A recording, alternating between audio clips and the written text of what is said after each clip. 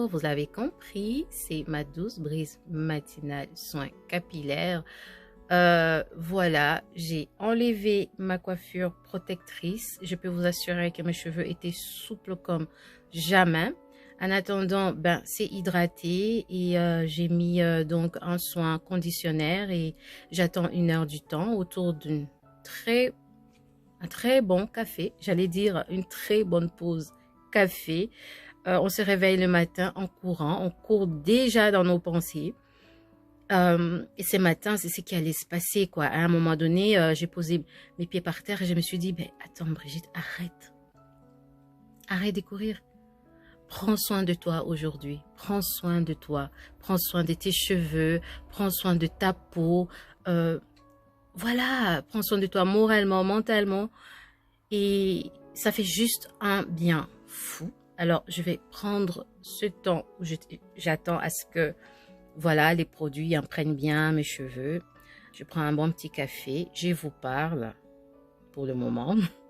Et je vais prendre un très bon livre que j'aime bien. C'est le livre, le titre est Dieu, où es-tu? Que je vais vous présenter donc de suite. À tout à l'heure. Alors, je vous le présente directement. Ces livres, c'est celui-là, Mon Dieu, où es-tu? Où trouver force et motivation au milieu du désert. C'est un livre écrit par John Bever et c'est aux éditions Diva. Ça m'a coûté quand même 19,95 €, mais c'est un super livre. C'est surtout en ce moment, hein, ces temps qui courent, où il y a toutes ces calamités, tous ces soulèvements, toutes ces indignations. On se demande où est Dieu.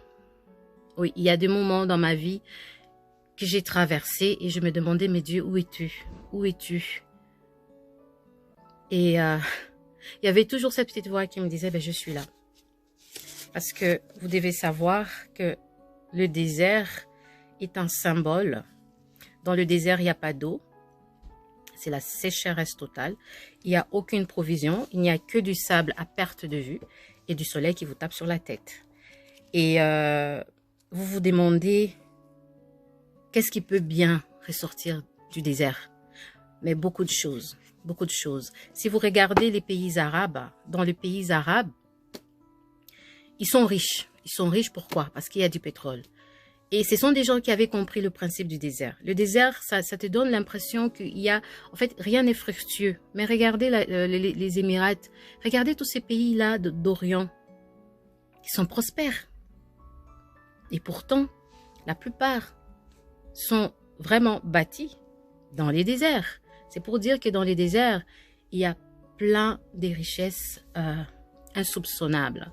Donc voilà, je profite donc de cet instant de pause capillaire, je dirais, pour partager donc un extrait de ces livres, afin de susciter, d'inspirer, de motiver les gens à s'en procurer.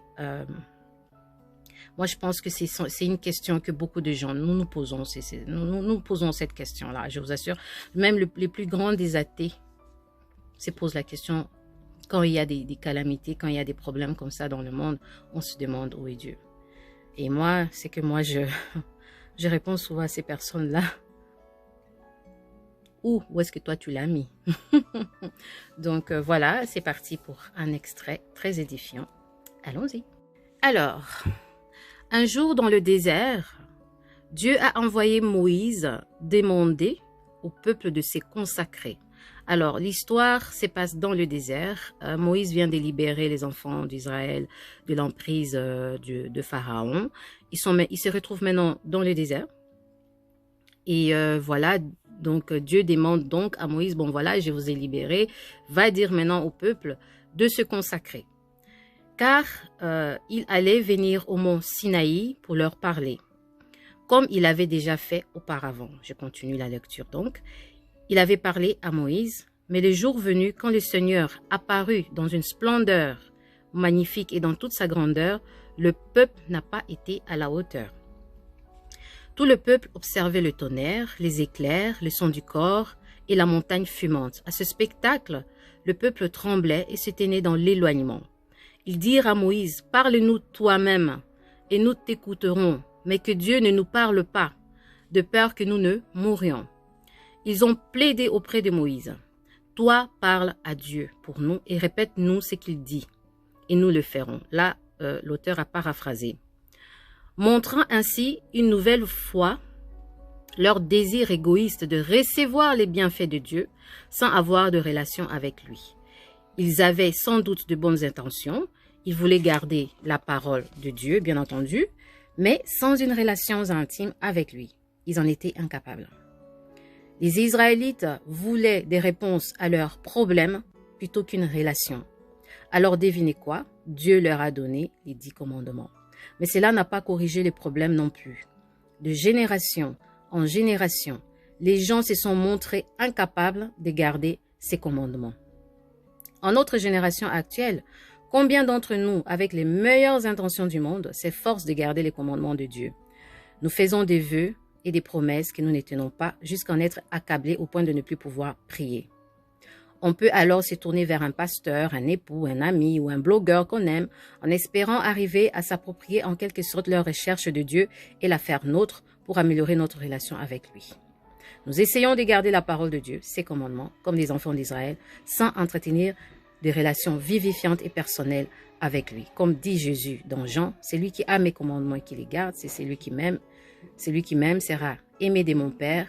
Moi aussi je l'aimerai et je me manifesterai à lui. » Je vais m'arrêter là. J'espère que le passage est assez clair. Quand on demande « Mon Dieu, où es-tu » et que moi je réponds « Où est-ce que vous l'avez mis ?» Justement, c'est parce que j'ai compris un concept. Le concept est que tu peux avoir besoin des réponses parce que tu traverses une situation dans ta vie. Mais ces réponses-là ne peuvent pas venir... en fait, ces réponses que tu recherches ne seront pas vraiment édifiantes parce que tu ne les recherches pas dans l'intimité avec Dieu.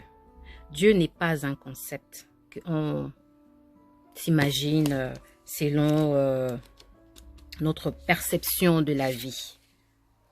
Dieu est plus qu'une formule, d'accord? Formule magique, on dit si tu fais ci, si tu fais ça, si tu fais ci, ben là tu verras Dieu ou Dieu te bénira. Non. J'aimerais encore ajouter, voilà, un instant.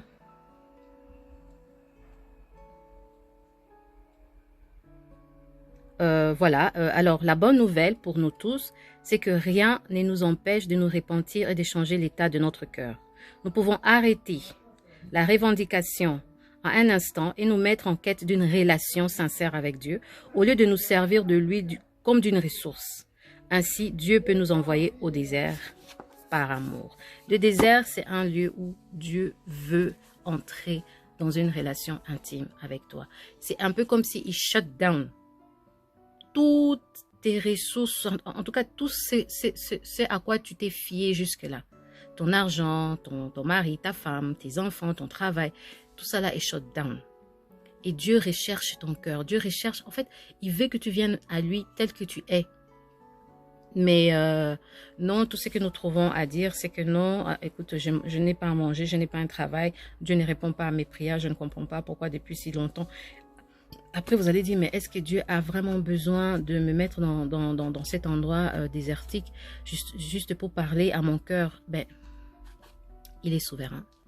Dans un passage biblique, il dit que je le conduirai dans les déserts pour parler à son cœur. C'est pour ton bien.